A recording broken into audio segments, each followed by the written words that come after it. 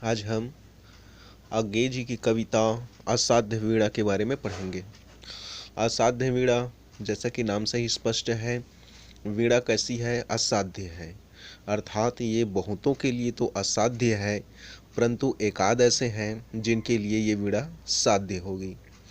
अब वीणा साध्य कैसे होगी, आगे अज्ञे जी कहते हैं। तुम आ गए प्रियवंद केश कंबली गुफा गेह, राजा ने आसन दिया कहा, कृत्य कृत्य हुआ मैं तात, पधारे आप, भरोसा है अब मुझको, साध आज मेरे जीवन की पूरी होगी। तो यहाँ पर असाध्य वीणा के बारे में थोड़ा सा जानते हैं कि अज्ञे जी ने असाध्य वीणा क्यों लिखा है। तो इस कविता में अज्ञे की समर्पण भावना दृष्टव्य है। समर्पण भावना मतलब किसी के प्रति अपना सब कुछ समर्पण कर देना, जैसे कि असाध्य वीणा है। असाध्य वीणा कविता का शीर्षक है। ये जो वीणा है असाध्य है, बहुतों के लिए असाध्य है, परंतु एकाध ऐसे मिलेंगे जिनके लिए वीणा साध्य हो जाएगी, अर्थात झंकृत हो उठेगी, बज उठेगी। इसका मतलब ये है कि जो इस वीणा को बजाएगा वह अपना संपूर्ण समर्पण इस वीणा को समर्पित कर देगा, अर्थात अपना सब कुछ इस वीणा में समर्पित कर देगा, तभी वो इस वीणा को बजा पाएगा। तो देखते हैं इस कविता में अज्ञे की समर्पण भावना दृष्टव्य है। इसमें रहस्यवादी तत्व उभर कर आए हैं। इसमें चिंतन, सत्य के साधन के प्रति भावानुकूलता व्यक्त हुई है। यहाँ अज्ञे का अहम पराशक्ति के सामने विसर्जित हो गया है। पूरी कविता में व्यष्टि विसर्जन की प्रक्रिया का वर्णन है। व्यष्टि विसर्जन बता देता हूँ। व्यष्टि ये होता है व्यष्टि का विसर्जन। व्यष्टि होता है, व्यष्टि का अर्थ व्यक्ति, और व्यक्ति का विसर्जन कहाँ होता है? समाज में होता है। अर्थात व्यक्ति जब तक समाज में है तब तक वह व्यक्ति व्यक्ति कहलाता है। ठीक है। तो व्यष्टि का विसर्जन की प्रक्रिया वर्णन है। जिस किरीटी तरु का ध्यान करता हुआ वह विराट मानवीय आकार, आत्म चैतन्य और सुदीर्घ जीवन के अनुभव की भाव राशि है, उससे जिस असाध्य वीणा का निर्माण हुआ है, उस वीणा का सच्चा साधक प्रियवद केश कंबली अपने आत्मसमर्पण द्वारा झंकृत कर देता है।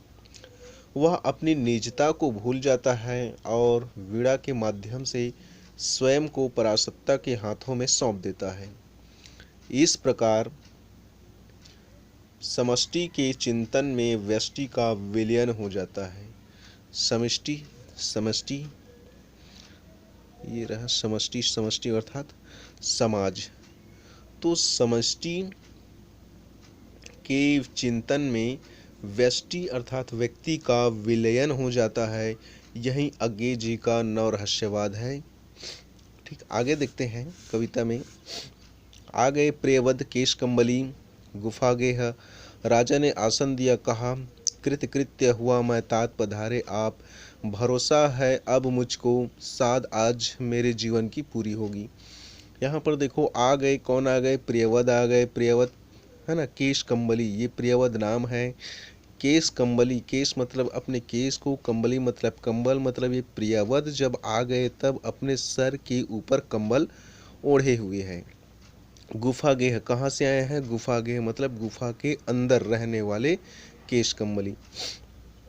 तो इसका अर्थ है कि प्रियवत के राज दरबार में आने और राजा द्वारा स्वागत उपरांत उसके समक्ष इस असाध्य वीणा को रखने के प्रसंग का वर्णन है। तो कवि कहता है कि गुफा के अंदर में रहने वाले प्रियवद कंबल लपेटे हुए राजसभा में आ गए। राजा ने उन्हें आसन दिया, कहा, राजसभा में आपके पधारने से मैं कृतकृत्य हो गया, अर्थात धन्य हो गया।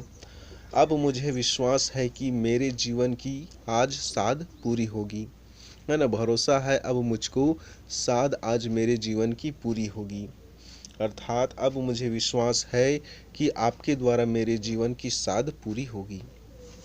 देखते हैं, लघु संकेत समझ राजा का गण दौड़ आए, असाध्य वीणा साधक के आगे रख उसको हट गए। सभा की उत्सुक आंखें एक बार वीणा को लख टिक गई प्रियवत के चेहरे पर।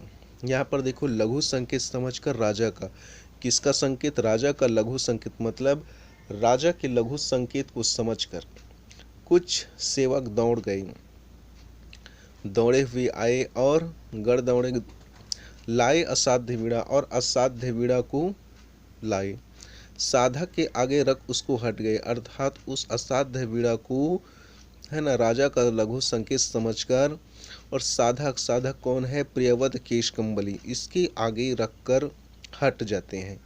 सभा की उत्सुक आंखें, सभा में जितने लोग भी मौजूद थे सभी की उत्सुकता भरी आंखें एक बार वीणा को लख, अर्थात सभी की आंखें जो है लाखों आंखें, तो है ना, एक बार वीणा को लख टिक गई। यहाँ पर अल्प विराम है, तो एक बार वीणा को लख मतलब सभी की लाखों आंखें, है ना, एक बार वीणा को देखी और टिक गई प्रियवत के चेहरे पर, है ना, प्रियवत के चेहरे पर टिक गई, क्या टिक गई? इनकी आंखें। ठीक है, तो राजा के लघु संकेत को समझकर कुछ सेवक दौड़े हुए गए और असाध्य वीणा को लाकर साधक प्रियवत के इस कंबली के सामने रख दिया और दूर हट गए। सारी सभा में लोगों की आंखें असाध्य वीणा को देखकर टकटकी लगाकर प्रियवत के चेहरे पर जाकर टिक गई। अब देखते हैं, यह वीणा उत्तराखंड के गिरी प्रांतर से घने वनों में जहाँ व्रत करते हैं व्रतचारी, बहुत समय पहले आई थी।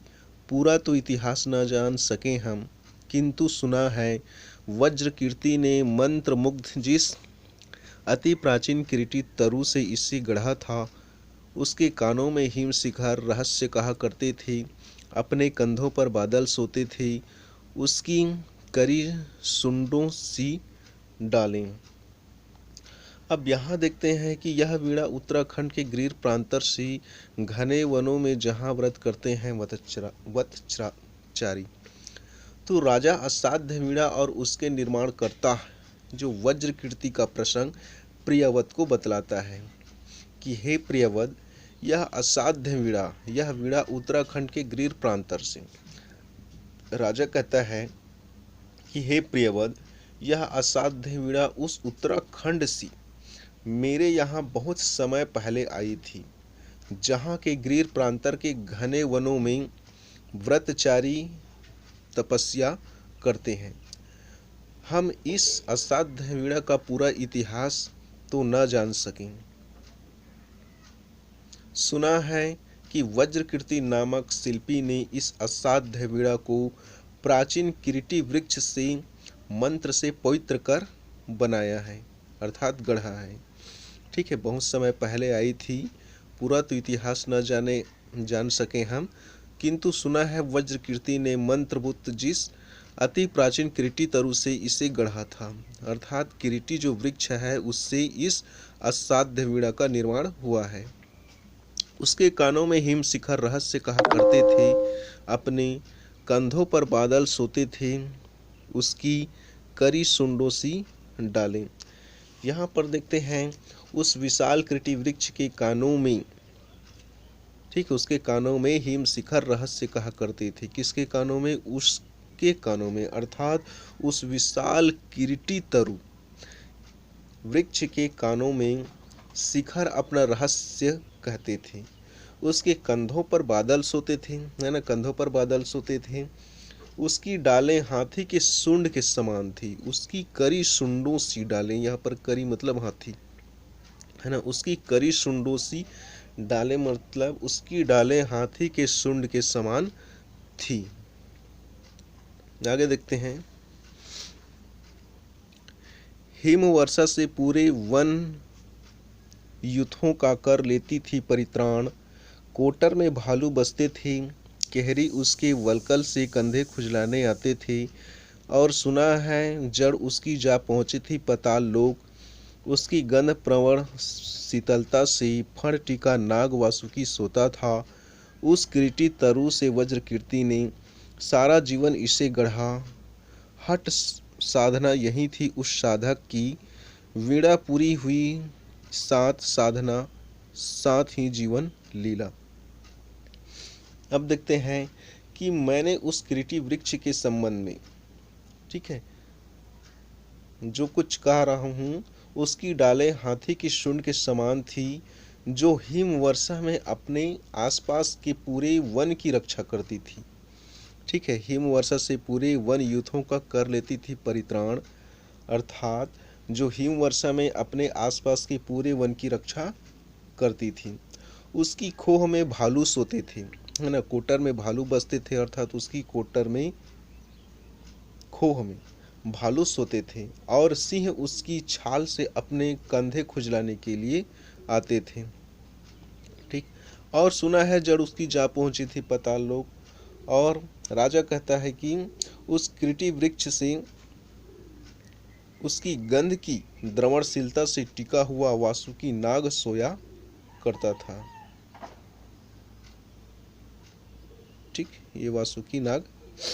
तो देखते हैं, मैंने उस किरीटी वृक्ष के संबंध में यह और सुना है कि उसकी जड़ें पाताल लोक तक पहुंच गई थी, और उसकी गंध की द्रवणशीलता से टिका हुआ वासुकी नाग सोया करता था। उस किरीटी तरु से वज्र कीर्ति ने सारा जीवन इससे गढ़ा। हठ साधना यही थी उस साधक की, वीणा पूरी हुई सात साधना, साथ ही जीवन लीला। अब आगे कहता है कि उस किरीटी वृक्ष से वज्र कीर्ति ने अपने सारे जीवन भर इस असाध्य वीणा को गढ़ा था। उस साधक की हठ के समान यही कठिन साधना थी। वीणा पूरी होने के साथ ही उसकी साधना पूरी हुई, और साथ ही उस साधक की जीवन लीला भी समाप्त हो गई। ठीक है, यहाँ पर देखो, है ना, और सुना है जड़ उसकी जा पहुंची थी पाताल लोक। और उस किरीटी वृक्ष के बारे में यह सुना है कि उसकी जड़ें पाताल लोक तक जा पहुंची थी। उसकी गंध प्रवण शीतलता से फण टिका नाग वासुकी सोता था, और उसकी गंध की द्रवणशीलता से टिका हुआ वासुकी नाग सोया करता था। उस किरीटी तरु से वज्र कीर्ति ने सारा जीवन इससे गढ़ा था। उस किरीटी वृक्ष से वज्र कीर्ति ने अपने सारे जीवन भर इस असाध्य वीणा को गढ़ा है। अब देखते हैं, हठ साधना यही थी उस साधक की हठ योग के समान यह कठिन साधना थी। वीणा पूरी हुई सात साधना, साथ ही जीवन लीला। अब देखते हैं, वीणा पूरी होने के साथ ही उसकी साधना भी पूरी हुई, और साथ ही उस साधक की जीवन लीला भी समाप्त हो गई। ठीक, अर्थात उस वीणा को बनाते बनाते वज्र कीर्ति का जीवन लीला भी समाप्त हो गया। आज के लिए इतना।